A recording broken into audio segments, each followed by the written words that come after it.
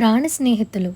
పట్టువదలని విక్రమార్కుడు చెట్టు వద్దకు తిరిగి వెళ్ళి చెట్టుపై నుంచి శవాన్ని దించి భుజాన వేసుకొని ఎప్పట్లాగే మౌనంగా శ్మశానం కేసి నడవసాగాడు. అప్పుడు శవంలోని బేతాళుడు, రాజా, సామాన్య మానవులకు అపూర్వమైన అనుభవాల వల్ల సుఖం కన్నా కష్టమే హెచ్చుగా కలుగుతుంది. ఇందుకు నిదర్శనంగా సౌన మౌద్గల్యుల కథ నీకు చెబుతాను, శ్రమ తెలియకుండా విను అంటూ ఈ విధంగా చెప్పసాగాడు. పూర్వం స్వర్ణనదీ తీరాన ఒక గ్రామంలో సౌనకుడు, మౌద్గల్యుడు అనేవాళ్ళు ఉండేవారు. వాళ్ళు ప్రాణ స్నేహితులు. ఒక్క క్షణం కూడా ఒకరిని ఒకరు విడిచి ఉండేవారు కాదు. ఏ కారణం చేతైనా ఒకరోజు వాళ్ళిద్దరూ కలుసుకొని కబుర్లు చెప్పుకోవడం వీలు పడకపోతే ఆ రోజు వాళ్ళిద్దరికీ ఏదో దుర్దినంలాగా అనిపించేది. ఏ ఒకరికైనా గ్రామాంతరాన పని పడితే ఇద్దరూ వెళ్ళేవారు. ఇలా ఉండగా మౌద్గల్యుడు మరణించాడు. సౌనకుడు తన స్నేహితుడి శవం పైన పడి దారుణంగా విలపించాడు. నలుగురు బలాఢ్యులు సౌనకుణ్ణి బతిమాలి లాభం లేక పట్టి యువతలకి లాగితేనే గాని మౌద్గల్యుడి శవాన్ని ఇంటి నుంచి కదిలించటం సాధ్యం కాలేదు. తన ప్రాణ స్నేహితుడి మరణంతో సౌనకుడు కుంగిపోయాడు. అతనికి జీవితమంతా అంధకారమైపోయినట్టు అనిపించింది. ఇంతలో ఒక రాత్రి సౌనకుడికి ఒక కల వచ్చింది. ఆ కలలో మౌద్గల్యుడు కనిపించాడు. అతను అద్భుతమైన దేవతా వస్త్రాలు ధరించి ఉన్నాడు. అతను సౌనకుడితో, మిత్రమా, నాకు యమలోకంలో పెద్ద పదవి ఇచ్చారు. అక్కడ నేను చాలా అధికారాలు కలిగి ఉన్నాను. అందుచేత మన స్నేహానికి అంతరాయం లేకుండా రోజు మనం అక్కడ కలుసుకునే ఏర్పాటు చేశాను. నువ్వు పడుకోబోయేటప్పుడు ఒక మంత్రం చదివితే నిద్రలో ఉన్నంతసేపు యమలోకానికి వచ్చి నాతో కాలక్షేపం చేయొచ్చు అని చెప్పి ఒక మంత్రాన్ని ఉపదేశించాడు. మర్నాడు ఉదయం సౌనకుడు నిద్రలేస్తూనే తన మనసు చాలా తేలిక పడినట్టు గ్రహించి తాను కన్న కల వాస్తవమై ఉండాలనుకున్నాడు. ఆ రాత్రి అతను పడుకుని నిద్రపోయే ముందు తన మిత్రుడు కలలో చెప్పిన మంత్రం చదివాడు.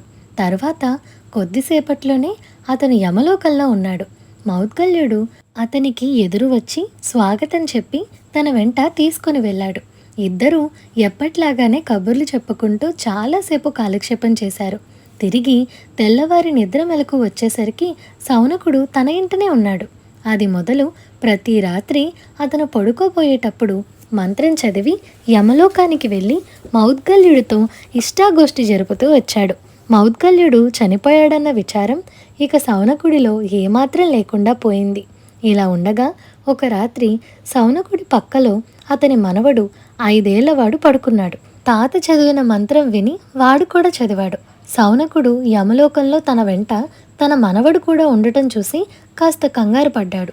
అయితే ఆ కుర్రవాడు మాత్రం ఏమీ జంకలేదు. కొంత దూరాన అనేక మంది పిల్లలు ఆడుకుంటూ ఉండటం చూసి వాడు వాళ్ళకేసి పరిగెత్తి వాళ్ళ ఆటలలో చేరిపోయాడు. అది చూసి సౌనకుడి మనసు కుదుటపడింది. అతను మామూలు ప్రకారమే మౌద్గల్యుని కలుసుకొని అతనితో కబుర్లు చెప్తూ ఉండిపోయాడు.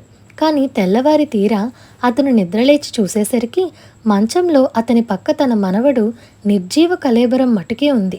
యమలోకం నుంచి తాను తిరిగి వచ్చాడు కానీ తన మనవడు అక్కడే ఉండిపోయాడు. మళ్ళీ రాత్రి అయ్యేదాకా తాను ఏమీ చేయటానికి లేదు. ఇంట్లో ఆడవాళ్ళు పిల్లాడు పోయినందుకు శోకాలు పెట్టారు. మీరేమీ ఆదుర్దా పడకండి, రేపీ పాటికి వాడు బతుకుతాడు అన్నాడు సౌనకుడు. పిల్లవాడి చావుకు సౌనకుడే కారణమై ఉంటాడని వాళ్ళు అనుమానించసాగారు. సౌనకుడికి ఆ పగలు ఒక యుగంలాగా గడిచింది. రాత్రి పడుకొని మంత్రం చదివి యమలోకం చేరుతూనే సౌనకుడు తన మిత్రుని కలుసుకొని, నిన్న నా వెంట వచ్చిన నా మనవడు ఇక్కడే ఉండిపోయాడు, వాడి కోసం వెతికించు అన్నాడు. ఎక్కడని వెతికించను, అది సాధ్యమయ్యే పని కాదే అన్నాడతను. ఎందుకు సాధ్యం కాదు, కుర్రవాడేమన్నా ఉన్నట్టుండి మాయమైపోతాడా అన్నాడు సౌనకుడు. అది అసంభవం కాదే అన్నాడు మౌద్గల్యుడు. యమలోకపు వ్యవహారాలు తెలిసినవాడు కనుక ఈ జవాబుతో సౌనకుడి ఆరాటం ఎక్కువైపోయింది. ఎలాగైనా సరే నా మనవడి ఆచూకీ తెలుసుకుంటే గాని నేను ఇంటికి తిరిగి పోవటానికి లేదు. వాడి దుస్థితికి నేనే కారణం అన్నాడు సౌనకుడు. జనన మరణాల చిట్టా చూస్తే గాని తేలదు. మనం చిత్రగుప్తుడి కార్యాలయానికి వెళదాం అని మౌద్గల్యుడు చిత్రగుప్తుడి వద్దకు అతన్ని తీసుకెళ్లాడు. చిత్రగుప్తుడి వద్ద అంతులేని జాబితాలున్నాయి. వాటిని తిరగవేయటానికి చాలా కాలం పట్టింది. నీ మనవడి జాడ దొరికింది, అదృష్టం. నువ్వుండే గ్రామం పక్క గ్రామంలో ఒక పంది ఈ రాత్రే 13 పిల్లల్ని కంటుంది. అందులో ముఖాన తెల్లమచ్చ ఉన్న పిల్లగా నీ మనవడు పుడుతున్నాడు అన్నాడు మౌద్గల్యుడు. అదా అదృష్టం అన్నాడు సౌనకుడు నివ్వెరపోయి. నా ఉద్దేశం మరేమీ లేదు.